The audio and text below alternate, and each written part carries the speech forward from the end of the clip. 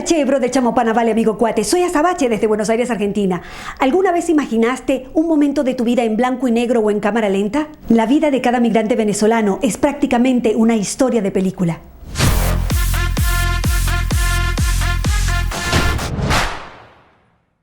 Al migrar, nuestro punto de vista cambia y la magia se produce cuando comenzamos a integrarnos con otras nacionalidades. Comienza una nueva edición del Festival Cinematográfico Cine Versátil, un proyecto que nació en Venezuela y migró a la Argentina. Esta vez conectamos con Alirio Peña, productor y director del Festival Cinematográfico Cine Versátil. Síguelo en sus redes sociales como @cineversátil y Cine Versátil y más. Te invito a colaborar para generar estos contenidos y continuar difundiendo e integrando a nuestra comunidad en donde quiera que se encuentren. Puedes hacerlo a través de PayPal y Mercado Pago. Toda la información en la descripción del video. Sígueme en las redes sociales como @sabachonline, suscríbete a mi canal, activa las notificaciones, comenta y comparte.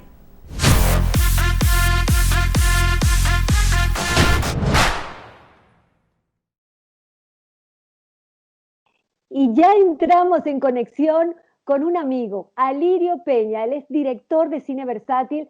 Y antes de entrar de lleno en el proyecto, Alirio, yo quiero que le cuentes a la gente tu historia de migrante venezolano. ¿Qué estabas haciendo en Venezuela y cómo llegaste acá?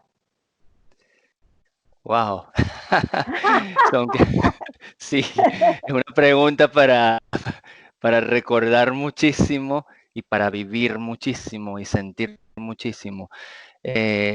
Yo en Venezuela en el 2017, cuando decido emigrar, estaba en funciones docentes, era profesor de la Universidad Central de Venezuela, en la Escuela de Sociología, tenía la cátedra de comunicación.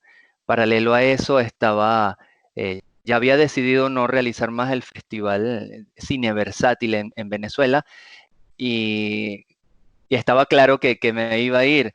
Habían otras cosas que hacía, como por ejemplo a nivel de radio, a nivel de docencia en otras esferas, y yo dije, bueno, ya es momento de hacer una pausa, empezar a reunir el dinero y empezar a crear una estrategia planificada para llegar de una manera menos traumática.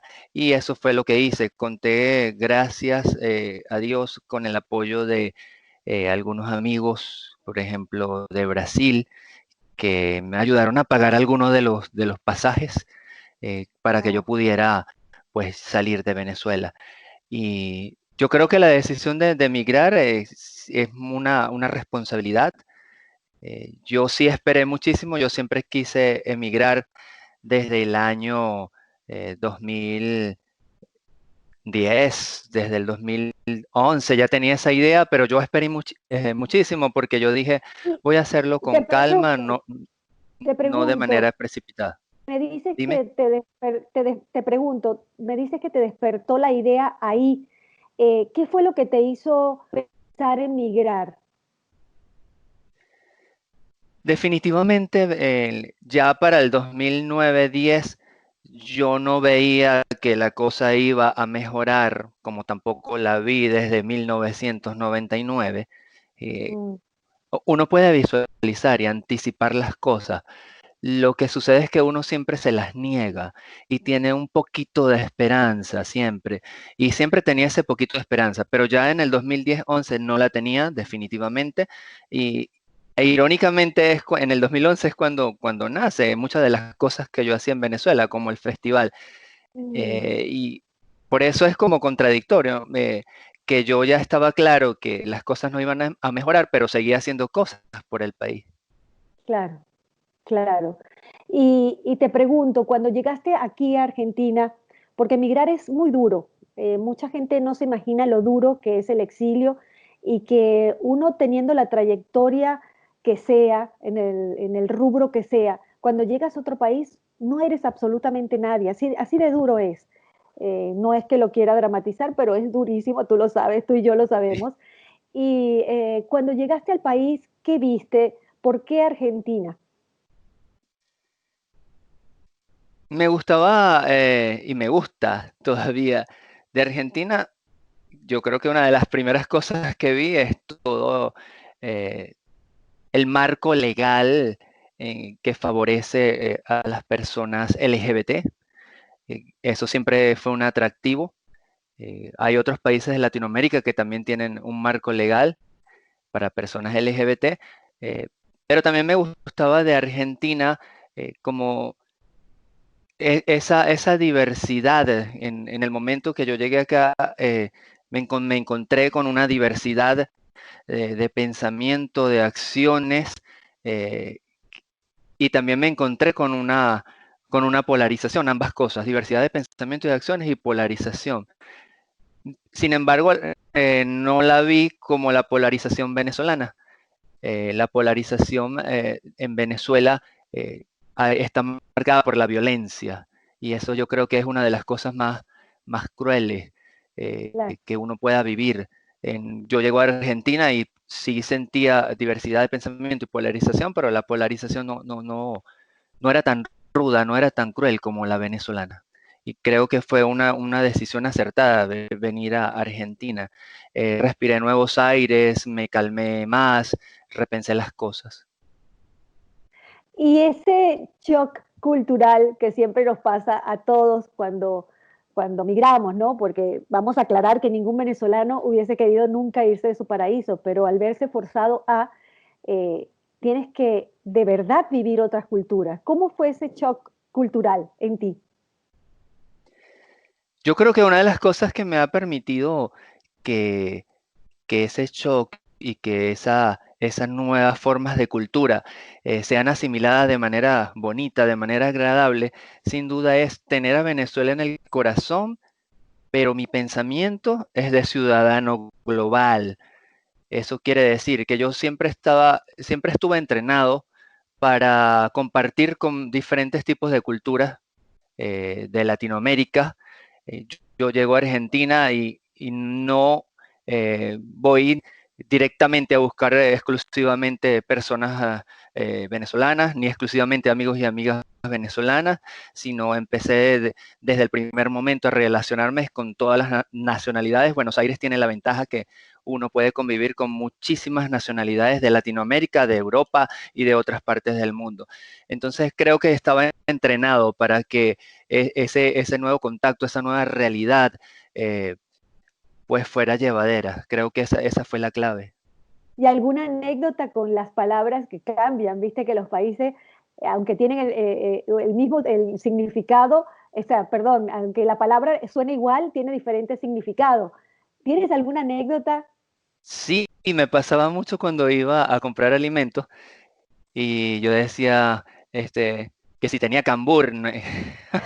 y es banana. Claro. Y la carne, aquí dicen carne picada y yo decía carne molida, no sé, pero nos íbamos entendiendo poco a poco. Y además como, claro, en el momento que yo llegué ya habían llegado varios venezolanos antes y de alguna manera pues ya habían cultivado el terreno con esas nuevas jerga venezolanas. Pero sí, fue muy gracioso pues acercarme a esas formas nuevas de denominar los alimentos.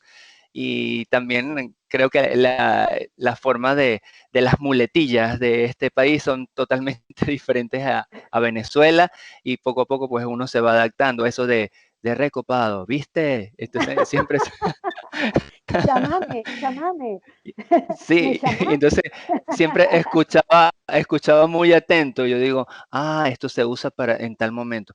Ok, y así iba haciendo como un registro. Claro, claro, claro, claro. Yo creo que los argentinos no se imaginan todo lo que los analizamos para poder integrarnos, ¿verdad? Para poder crecer en este país.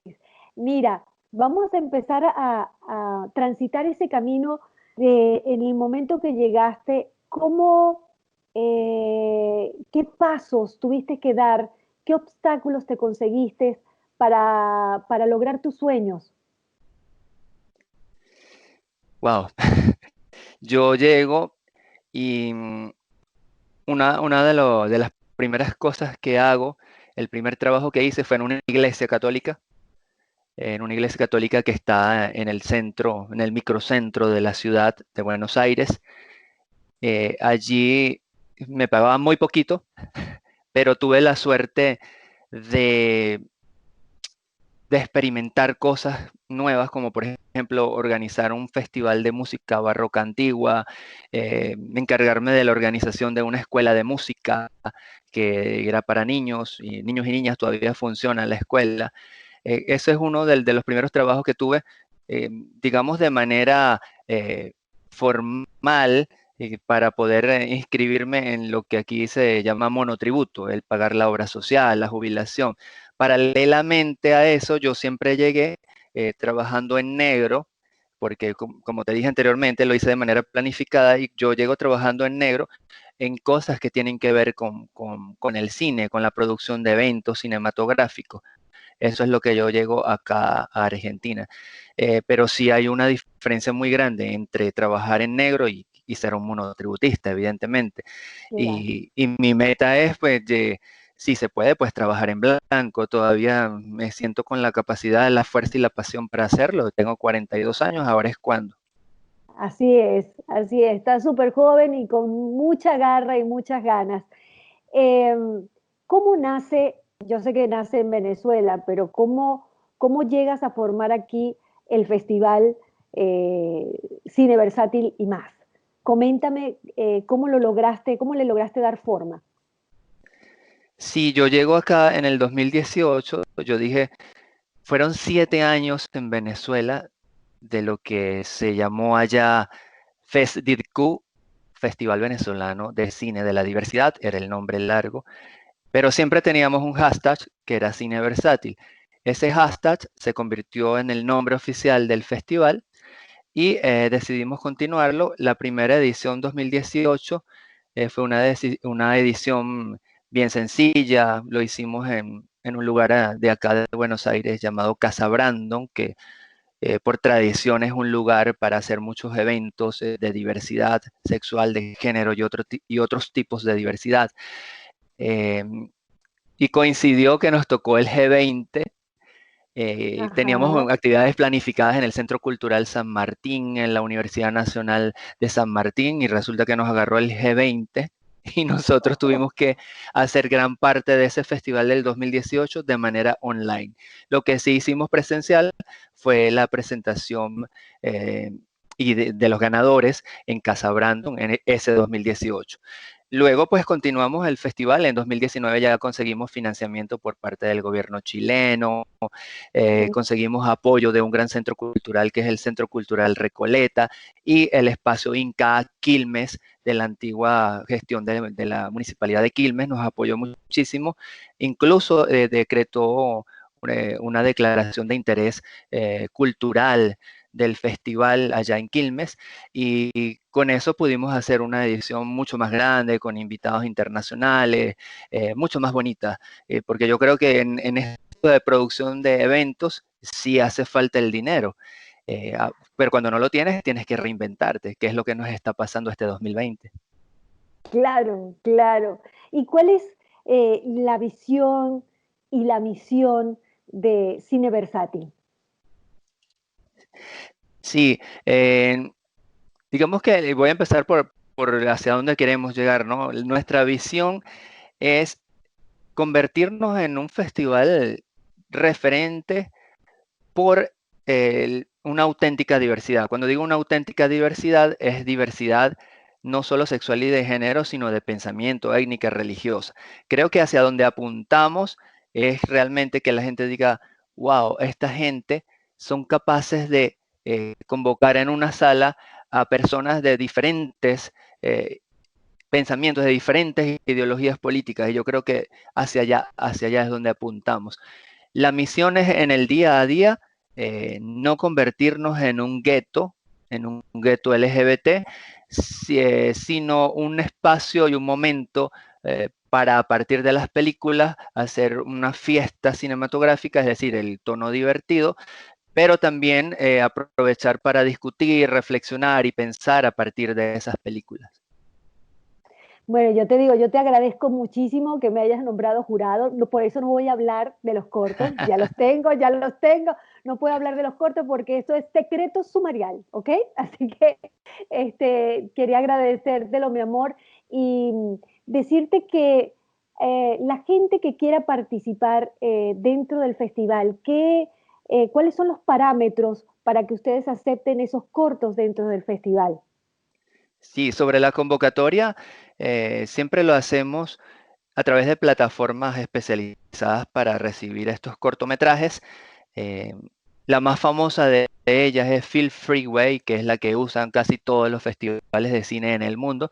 Nosotros tenemos otras plataformas alternas para que los cortos no sean los mismos que el de todos los festivales, porque también hay que tener un plus, una diferenciación. Pero los criterios básicamente es que haya un punto de creatividad en la narrativa audiovisual. Por supuesto, eh, que siempre nos repensamos en el momento de hacer la curaduría, qué es lo que queremos, qué es lo que buscamos. Eso no es una respuesta fácil, porque si yo hiciera la curaduría de esos cortos, solo pensando en lo que a mí me gusta, eso está destinado al fracaso. Porque, a ver, ¿qué me gusta a mí? A mí me gusta que además de creativo, sea irruptivo con la norma. eh, y, y ojo, y eso es lo que me gusta a mí, pero también pienso en aquellos padres y madres, sea cual sea el modelo de familia, que necesitan acercarse a estos contenidos. Em, Claro. a mí me da placer cuando eh, veo en las salas de cine, por ejemplo, una madre, el papá, los hijos, veo estudiantes, veo un público muy diverso. Entonces, Claro. por eso, las películas, si uno cae en la soberbia de decir, bueno, pero las películas, estás seleccionando películas que cuentan lo que ya sabemos, pero ojo, tampoco puedo descartar eso, porque lo que ya sabemos, pero ¿quiénes?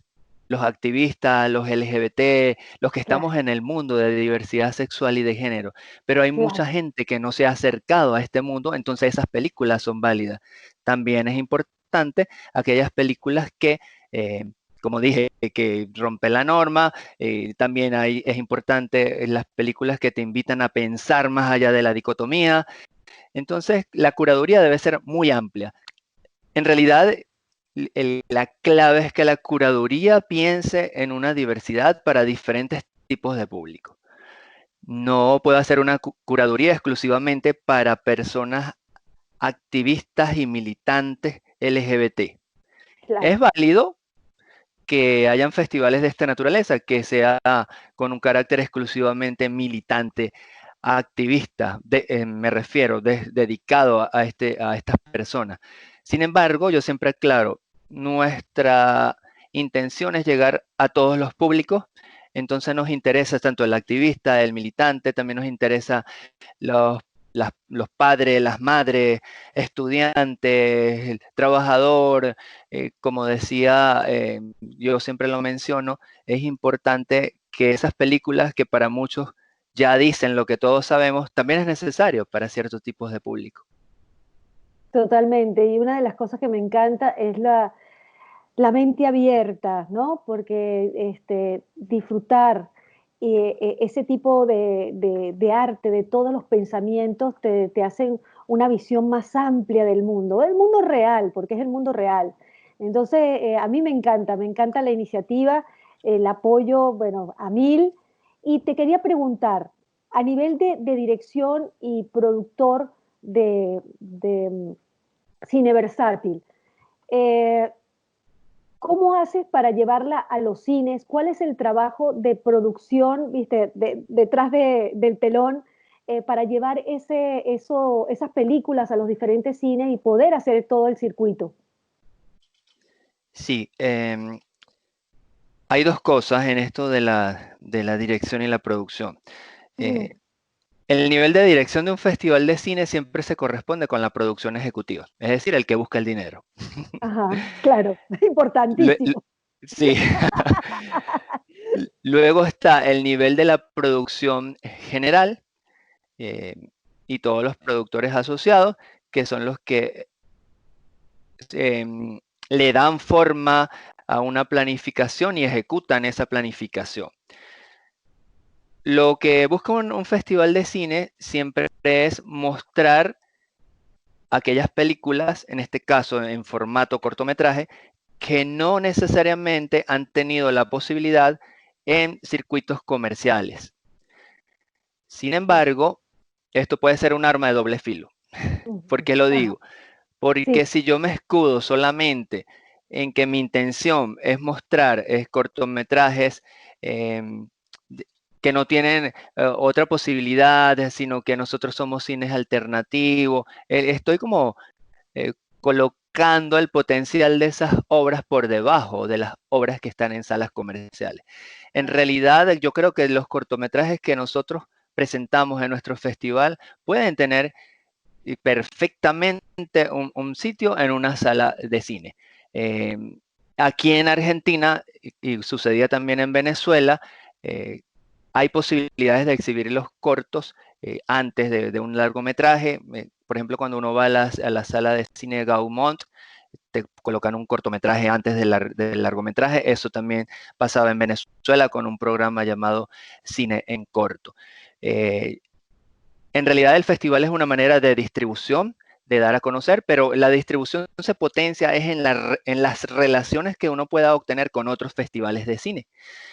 En este sentido, tener relaciones con los festivales latinoamericanos hace muy fuerte a la obra, con festivales en Europa. En Europa el de mayor envergadura es el Les Gay Cinemat, que se realiza en Madrid. Y yo siempre aplaudo ese festival porque no solamente coloca su acento en el público activista, sino para todos los públicos. Y cuando uno ve la programación es bastante amplia y aborda desde la militancia, desde la comedia, desde el género horror, todos los géneros. Y yo creo que los festivales de cine sobre diversidad sexual deben abrirse a distintos géneros y no solamente ni exclusivamente al documental activista. oh, genial, genial lo que me acabas de decir. Y la publicidad, yo te digo por Doña Rosa que está viendo la entrevista. La publicidad sabemos que es el corazón de la proyección de cualquier producto. Este producto es cine versátil. ¿Cómo has conquistado a los sponsors que te ayudan a promocionar y a impulsar cine versátil?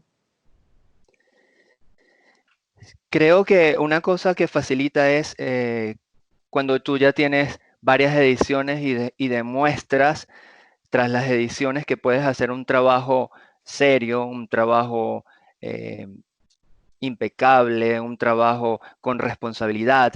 Ujú. Y lo digo porque cuando comenzamos en Venezuela en el 2011, que fue un festival muy pequeño y tuvimos un solo sponsor, luego con el paso del tiempo y con la situación venezolana que se vivía, sucedía que el Centro Nacional Autónomo de Cinematografía te daba la misma cantidad de dinero. Desde el 2011 hasta el 2017 recibimos prácticamente la misma cantidad de dinero a pesar de la devaluación y de la inflación.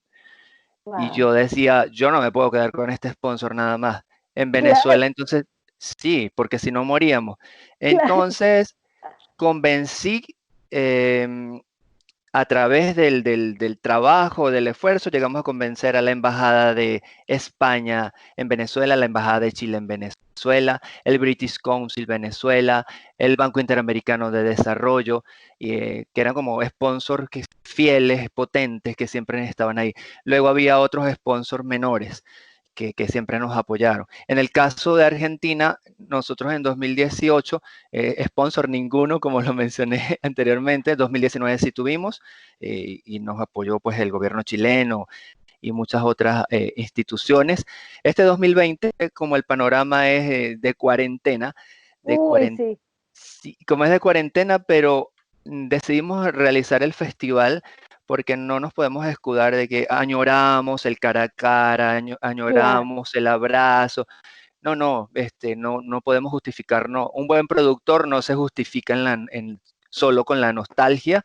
Un buen productor se reinventa Así y es. bueno, y para eso existe cineversatil.com que está allí. Cineversatil.com estarán todos los cortos disponibles a partir del 1 de junio y como tú me iniciaste la pregunta, por ejemplo, yo le diría a Doña Rosa, le decía, Doña Rosa, usted puede acercarse a cineversátil.com y eso le va a dar una ventaja, que usted puede decidir qué cortos prefiere ver y por cuáles cortos usted quiere votar.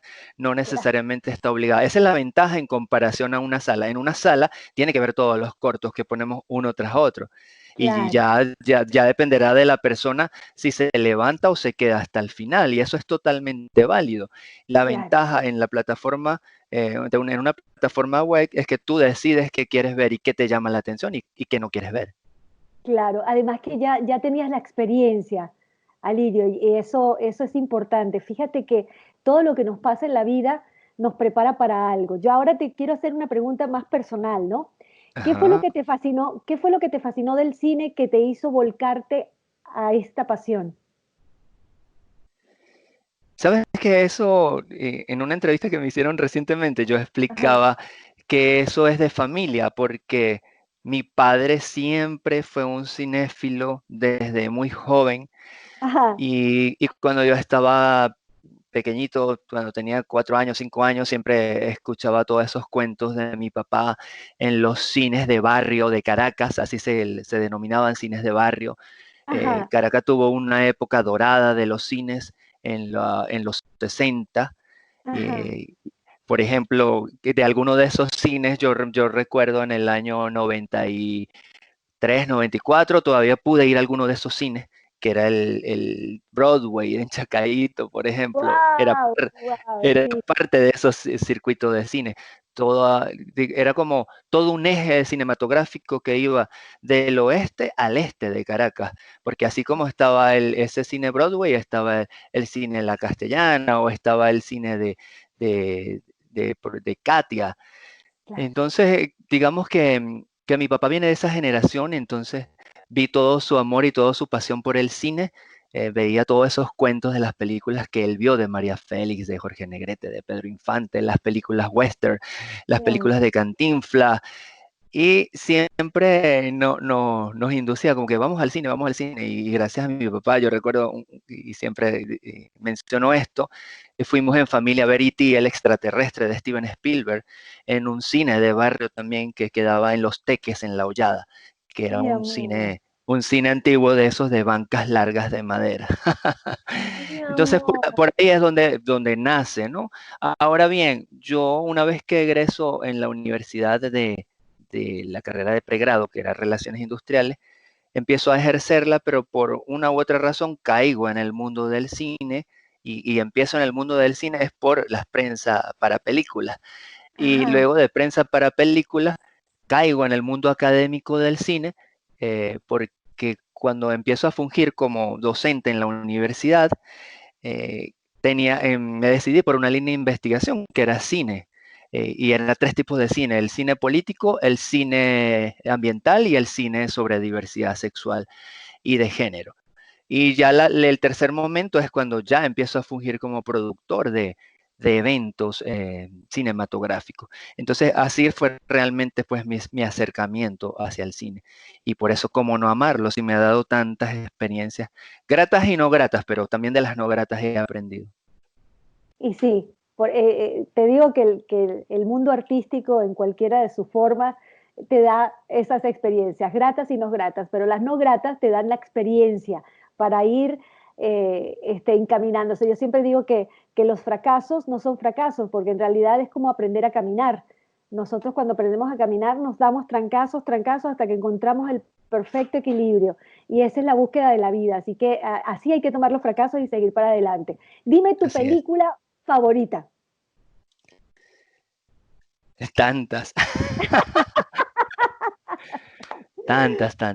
Bueno, yo te diría, no sé por qué, pero me encanta, no es LGBT, Ajá, pero es Dreams, Sueños, de Akira Kurosawa, del japonés Akira Kurosawa.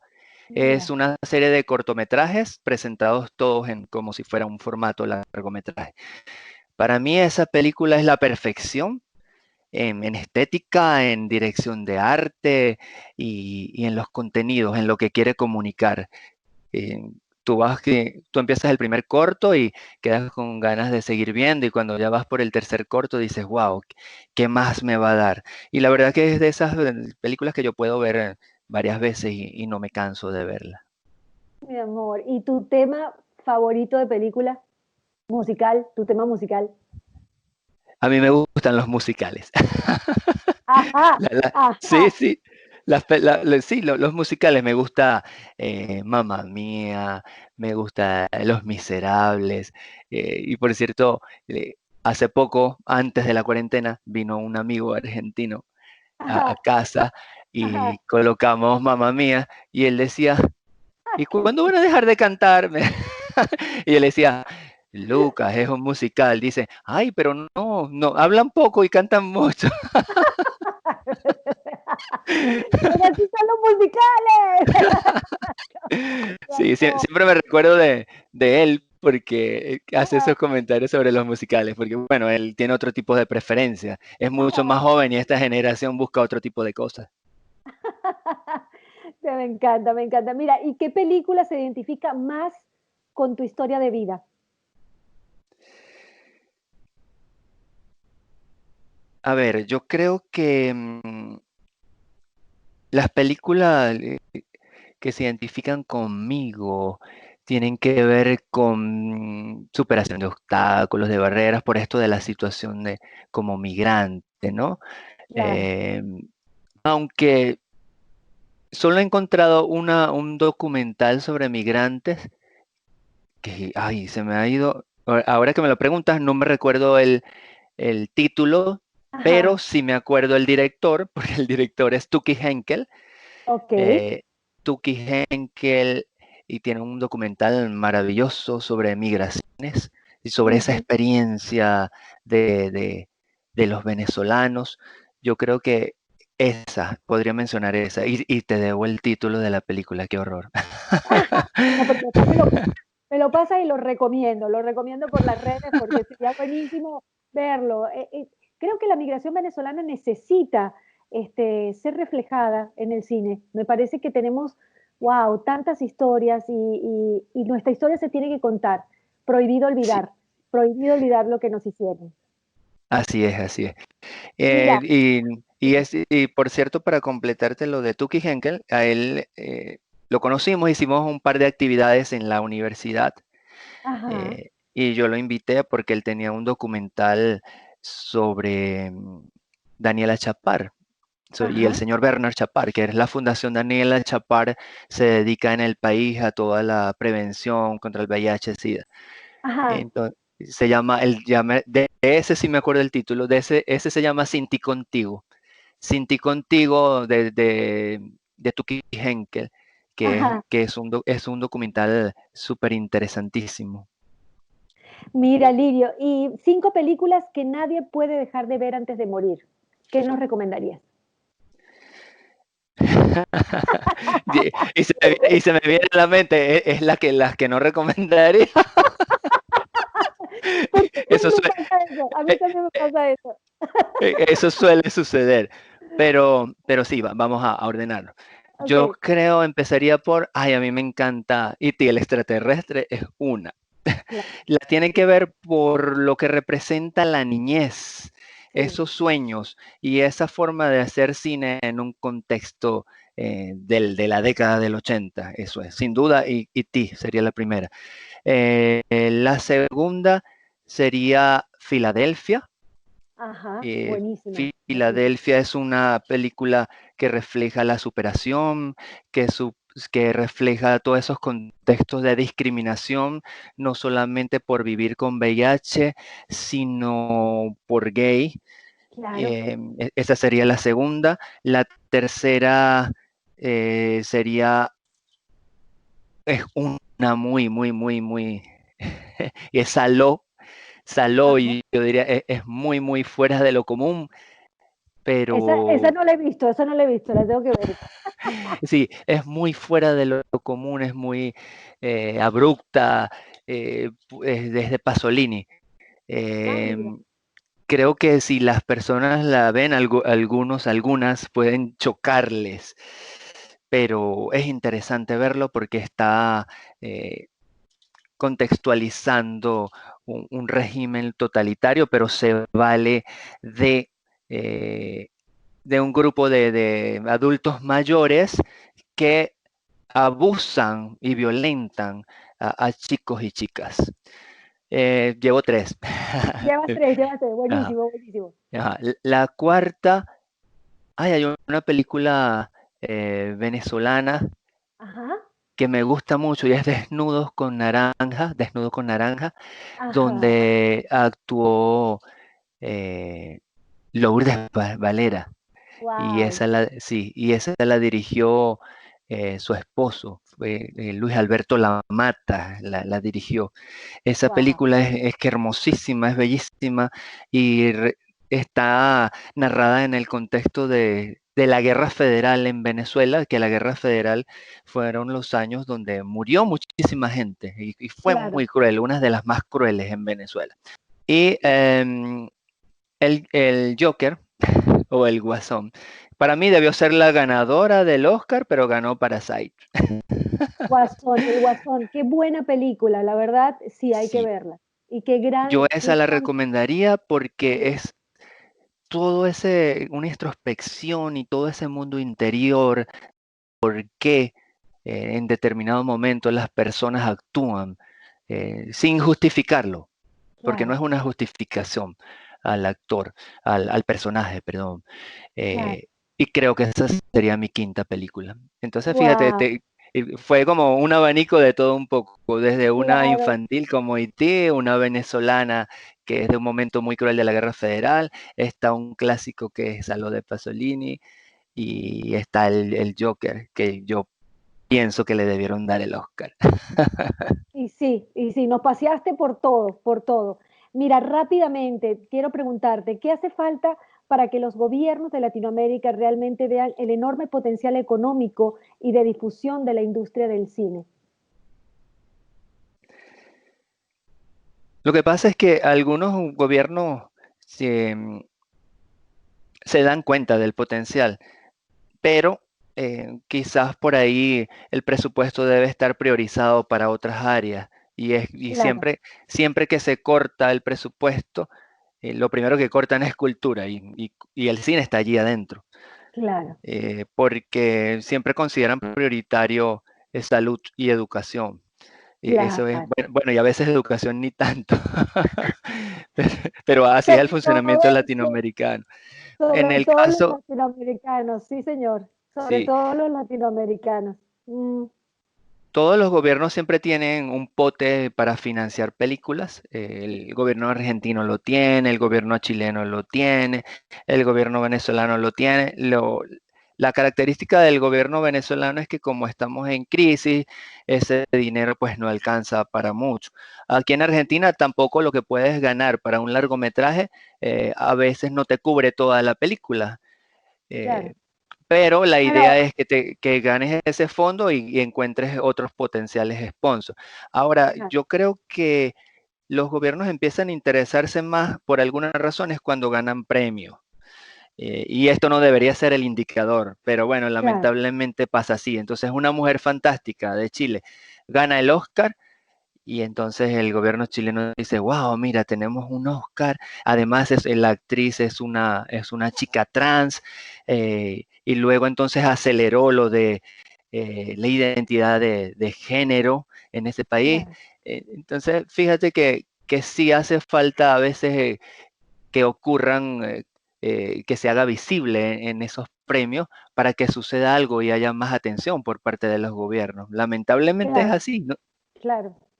Yo no puedo evitar decir que el régimen venezolano no da plata, pero no es porque tiene poca. El tema es que el régimen venezolano se roba todo el dinero con la corrupción. Imagínate. Claro, Sabes que es así. ahí hay un tema bien particular, porque Mm, lo que está destinado para hacer películas ni siquiera es el asunto de si yo me lo merezco y me lo gano, sino que mm, de entrada, por ejemplo, para producir en Fundación Villa del Cine, que es la productora del Estado en Venezuela, si tú presentas una película panfletaria, tienes más posibilidades de financiamiento a que si Sí, presentas otro tipo de película. si estás Luego alineada con el régimen, si estás alineado con el régimen, seguramente te darán financiamiento. Si no, olvídate, claro, claro, es así. olvídate, Y es así de luego verdad. están aquellos que quieren contar algo súper interesante, distinto, creativo, que por allí puede ganar algo con el Centro Nacional Autónomo de Cinematografía, pero ese algo no le alcanza para hacer la película, entonces tiene que recurrir a los privados no siempre apoyan, entonces van a los fondos internacionales como el Fondo Ibermedia, por ejemplo, es una de las posibilidades. O definitivamente una de las salidas es hacer coproducciones, que es la única manera de salvar adelante una película. Cineversátil.com pueden ver los 7 cortometrajes en competencia. Son 3 españoles, 2 argentinos, 1 de Suecia y 1 de Brasil. También tenemos un octavo corto que no está en competencia, pero es el corto invitado, también es de Argentina y es el único documental, porque los otros 7 son del género ficción. En todas las redes sociales, Instagram, Facebook, YouTube, Twitter, nos pueden encontrar como Cine Versátil. Y esta edición tiene como jurados al periodista Carlos Ansol, a Nicolás Tete, que es director de cine, está próximo a presentar su película, que tiene un nombre larguísimo y nunca me recuerdo, pero es algo como todos tenemos un muerto en el placar, ¿no? Algo así. Ajá, ajá, Estoy ajá. preguntando por aquí para que me ayude. Sí, sí. Ah, mira, aquí la tengo. Próximamente estrenará Todos tenemos un muerto en el placar o un hijo en el closet. Es muy Ah, largo el título. pero bien Pero contundente. sí, bien contundente. Él tiene películas previas, hay una muy bonita que han pasado en la TV, que se llama Onyx, y esa la recomiendo. Y tenemos también en jurado a Daniela Ginsky, que ella fue la ganadora del premio del público el año pasado con el cortometraje La Guardia Virtual, y ella es el corto invitado sobre Berta Rodas, que es una mujer de talla plus que hace unos shows interesantísimos en la vida nocturna LGBT. Y por supuesto tenemos a la activista venezolana, actriz, cantante, Azabache. ¡Aplausos! Gracias, mi amor, gracias. Gracias por el honor de haberme llamado para ser jurado, te lo agradezco muchísimo. Y bueno, todo el apoyo y los sponsors, por favor, a conectarse con Cine Versátil para que nuestro cine sea difundido por todas partes. Te agradezco en el alma y te abrazo con todo mi corazón. Igual, un abrazo grande.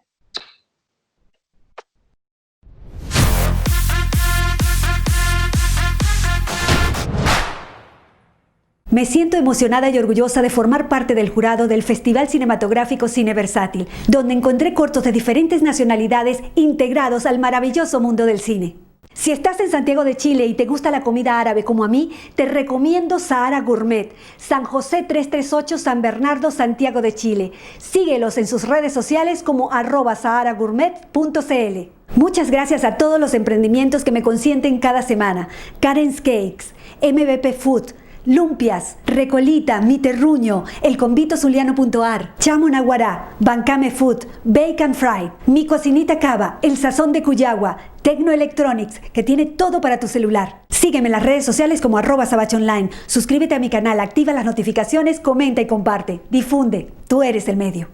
Muchas gracias por mirar. Te invito a colaborar para seguir generando mis contenidos, difundir e integrar a nuestra comunidad en donde quiera que se encuentren. Tu aporte me permite continuar con mi trabajo. Para colaborar utiliza Mercado Pago en Argentina y PayPal desde el exterior.